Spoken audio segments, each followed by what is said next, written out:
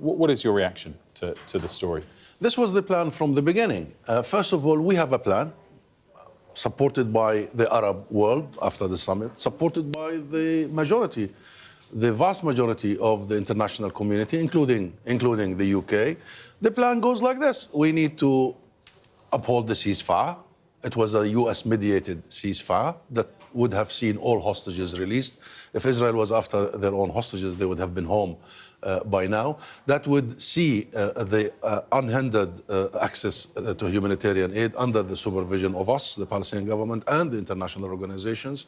And it would see the massive rebuilding and reconstruction of Gaza and the reunification of Gaza with the West Bank under the Palestinian government, that Hamas has no role in governance, and everybody agreed on that. And we move swiftly together with our regional and international partners. You're aware of the Saudi-French initiative next month in the UN in New York to bring the world together to actually visit the root cause of all this and resolve this conflict once and for all on the basis of the international consensus and international resolutions. That recognition of the state of Palestine is required. You may have heard the French president and many others. So that's our plan.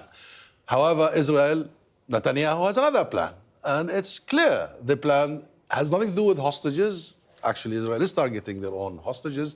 The plan is not targeting Hamas. The plan is targeting the Palestinian people, depopulating Gaza, reoccupying Gaza. And guess what, Wolford? It's happening also in the West Bank.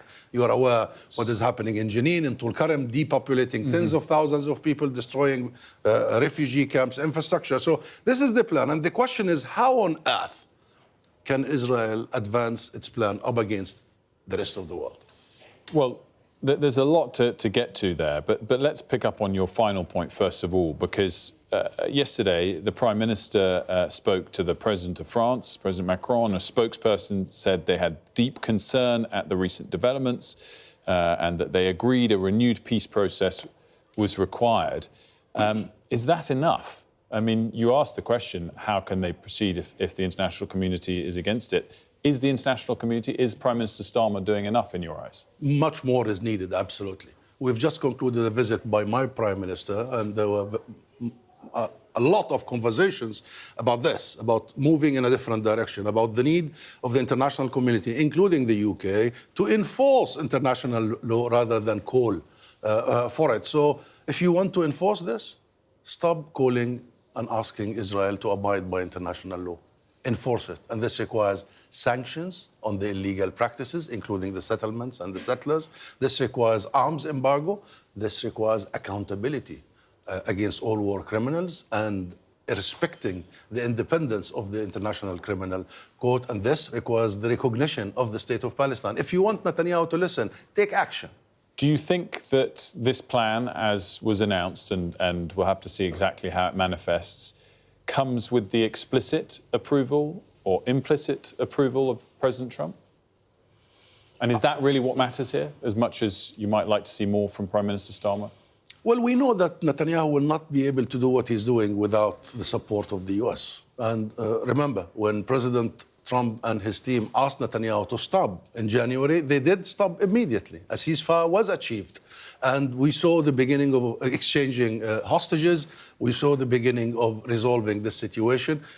So, yes, there is a responsibility on the US, being the closest and the biggest supporter of Israel and Netanyahu. And here is the conversation and the discussion about the rest of the world. The UK, France, and the rest of the international community. We cannot leave this at the whim of two individuals. We have to create a momentum in a different direction. Otherwise, what happens in Gaza will not stay in Gaza, Wolf. It will not stay in Gaza. This is very dangerous. The use of starvation as a method of war. You know, Gaza now is officially in famine. The last was a girl, a baby girl, Janan Skafi. She was only months old. She succumbed on Saturday because of malnutrition. She is number 57 to die of starvation. We are on the 21st century.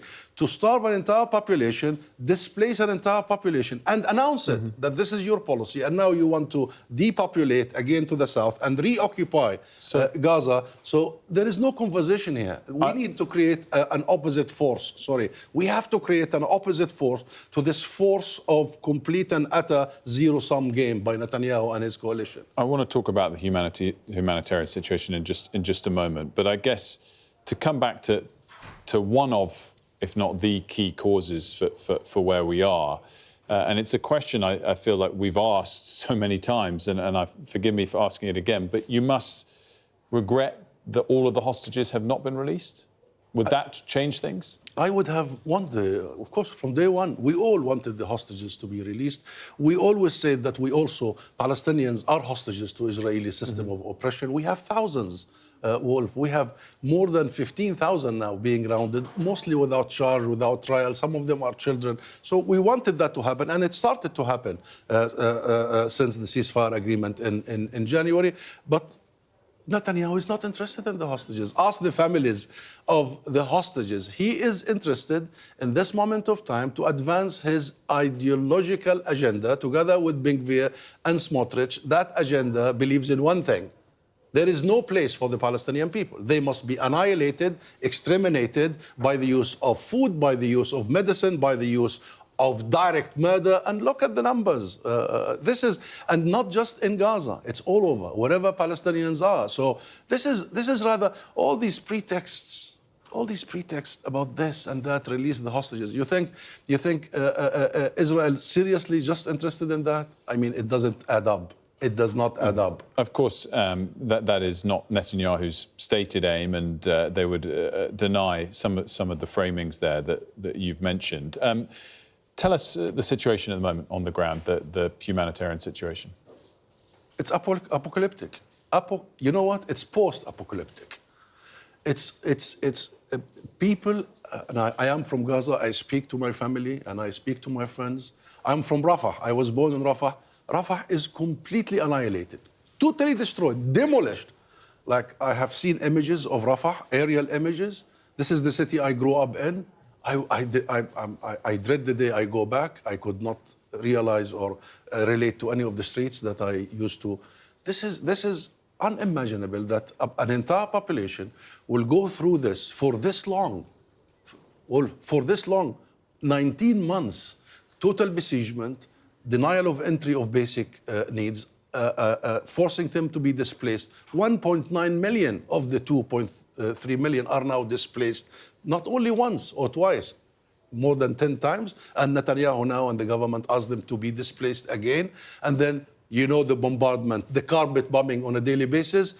And now people have no access to food, no access to hospitals. This is not only apocalyptic, but the most important question, how this will affect the rest of us and the world, how this will affect our international system, how this will affect the next war mongers, how the normalization of starving children, the normalization of targeting ambulances, the normalization of besieging an entire population will be received by other quarters and other criminals. This is the big challenge facing us. This will go much beyond Gaza, in my opinion. Ambassador, thank you for joining us this morning. We appreciate it. And we did invite the Israeli government on as well to speak today, but not yet joining us.